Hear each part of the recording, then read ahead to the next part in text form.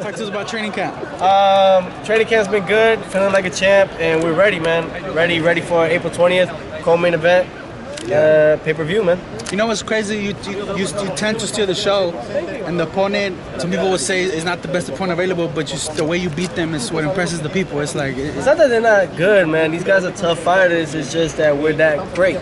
That's what I always tell people, you know? It's not that they suck or they're bums. It's just that we're that great. You know, we're trying. Top Rank actually has been having a hard time finding fighters and matchmaking for it.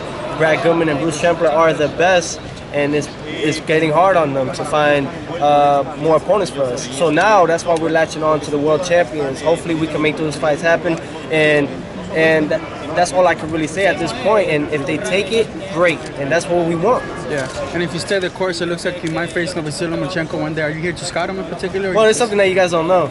I was banned from the other hotel that he was staying at because they don't want us in there. Apparently, Lomachenko's camp and everything said that we're not allowed. Why do you think that is? Huh? Why do you think? Huh? What you do? Why They just, I don't know, they scared or something. They don't want to comfort, like they don't want no type of confrontation or anything. I don't know. So, Top Rank has me staying at another hotel with my father and everything. And then when they found out, I still went because I know people there and everything at the host hotel. I still went, and then I found out that he moved to another hotel. You know, fighters are fighters. They're not afraid, man. But I'm not afraid, man. Do you think that you're putting some kind of pressure on him to eventually face it? Do you think? I just heard that he said that he'll fight Tank for free, but with me, I need to have a belt. So I don't know what y'all want to look at it as. We're just here just to, just watch fights. That's really it. You know, we're here. The media's here. Promote my fight. That's April 20th on pay-per-view, co-main event, 12-rounder, my first 12-rounder, and then hopefully make that fight happen. We're gonna get a belt. Let's make that belt. We get the belt. Richard Comey or whatever Mikey Garcia is gonna do with the belt. Is he gonna stay? Is he gonna go? Whatever it is, we fight in July, hopefully for the world title, and let's make the fight happen with me and Vasiliy Lomachenko. What do you think of the main event, April 20th, Crawford versus Khan? I got Crawford. I got Crawford winning the fight. He's great talent. You know, Crawford always knows how to adjust and adapt. You know, Amir Khan is great. He's a great fighter. He's been there with the best, and he's always he has the speed and everything. So it's going to be a great fight. Everybody has to tune in. You got Christopher Diaz and Shakur Stevenson. You got Teofimo Lopez. You got Felix Verdejo. That's a great fight, man. It's a great card. How far away do you think you are from Lomachenko? What's up, man? How you doing? How far? Bob said they see the fight after the Super Bowl, me and him. And I told everybody this. I'm not gonna say it, and I'll say it again. This is my last year at 135. I'm gonna try as much as I can to maintain it and hold it. Right now I'm 9 pounds over, and we're a week away. It's not a hard thing. It's just those last couple of pounds right now. It's gonna get harder each and every time because my body wants to grow already. Everybody says I'm a big 135 pounder. Then it's for a reason, guys. My body wants to go up and move at 140. Do I want the fight to happen? Absolutely. But I'm not going to force myself and kill myself to make this happen if they don't want to push it early. You feel like your power will move up with you to 140? No, of course. You don't see what I've been doing to these guys? I mean, they're tough fighters and everything. They go in that ring like at 150, 155. I guarantee you. They're big, and we break them down. So at 140, who do you got your eyes on? Would that be Jose Ramirez? All the world champions. So Jose Ramirez actually said, Jose Ramirez is a great champion, tough fighter, great fighter. He's a Mexican and everything, and he's tough. He has that blood in him. But he said that he wants to unify and then move up to 147 next year. Okay. And I'm going to 140 next year. Hey, well, let's talk about that here on the Fighter's Voice Knockout Radio Show. You down, my man? That's Jose's hometown, Fresno, Amador. All right. What do you get out of this fight that's coming up in May? What do I get out of it?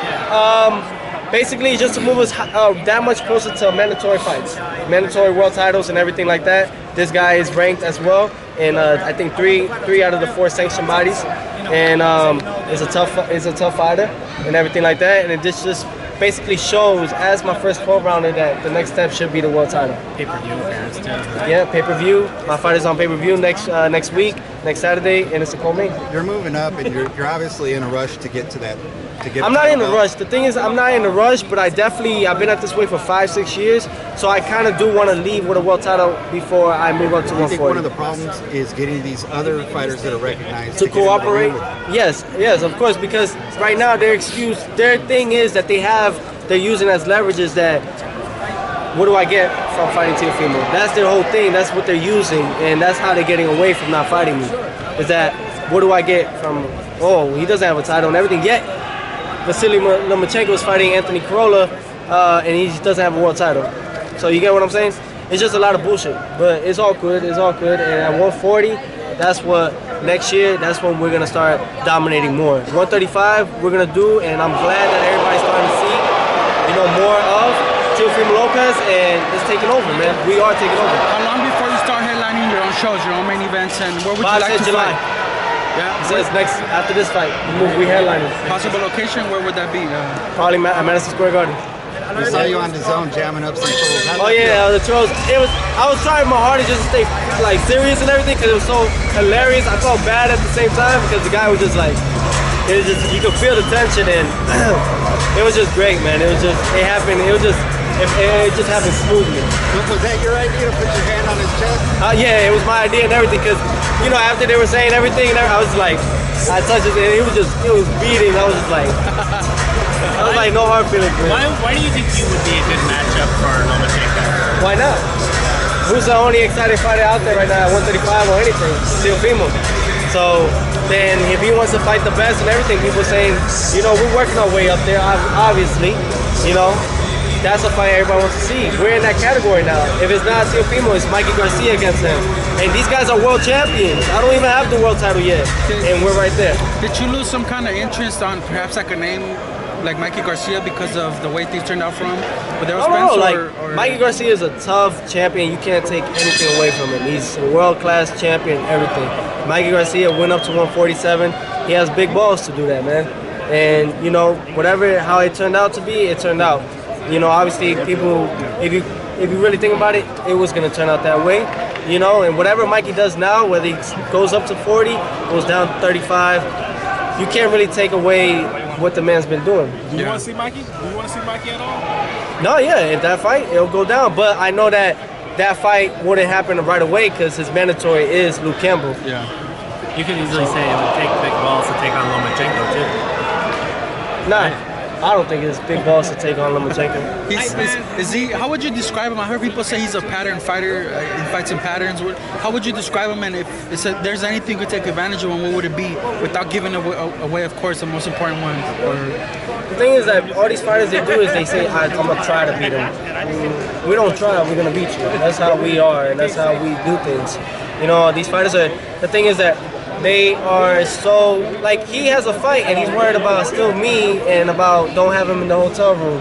So obviously we're in their mind. We're in his mind and all the time, 24/7. So we're already winning the battle as it is before we even get into that ring, if that possibly happens. Yeah. So when it comes down to it, breaking down about fighting and everything, it's not even about what you do in the ring, it's also outside of it. Yeah. And I don't know if you saw with Shakur Stevens' situation last year, it's just we saw because of the video, but what keeps you in line? What keeps you down I have no comment with the Shakur situation, but what I could say is that you've learned from, if you haven't learned from Tyson, if you haven't learned from Evander Holyfield, if you haven't learned from Broner and things like that, those are great examples of what to do and what not to do. Obviously, mostly what not to do. So, I have no comment with the Shakur thing, and I just wish him the very best. As for yourself, that's how you learn. You learn from the previous fighters in the past. Yeah, that's how I learned. I learned my situation through everybody, Floyd, everything. Whether he did what he did with that woman or not, I learned from all that. You learn. They basically are your mentor in a way. They're just telling you what not to do in the sport of boxing. That's what I often have an edge that comes from where they came from, right? So it's up to you to kind of harness how you deal with it. Right? Yeah, that's what you're saying. That's what I'm saying. So yeah, you just gotta sit back, observe, and be wise about the things, the decisions you do, man. So whatever it is, and that's what I use, man. Floyd, there's things that I did take. Always stay training, always stay ready, always maintain, no matter what it is. Floyd used to go clubbing and work out afterwards. So hey guys, we're gonna wrap it up here, but we're gonna go to the meeting room. Okay. Let's say Teofimo, Canelo-Jacobs, what's gonna happen? Thank you. Canelo-Jacobs. I like Jacobs. You know, Jacobs is a boxer. He looks good and everything. To me, if he, you know, I think what it was like when he fought Triple G, him going down, then he started building the confidence in himself that he could go and bang it up with Triple G. I think the same thing will happen, but I think Canelo's going to just take advantage more. And I see Canelo winning.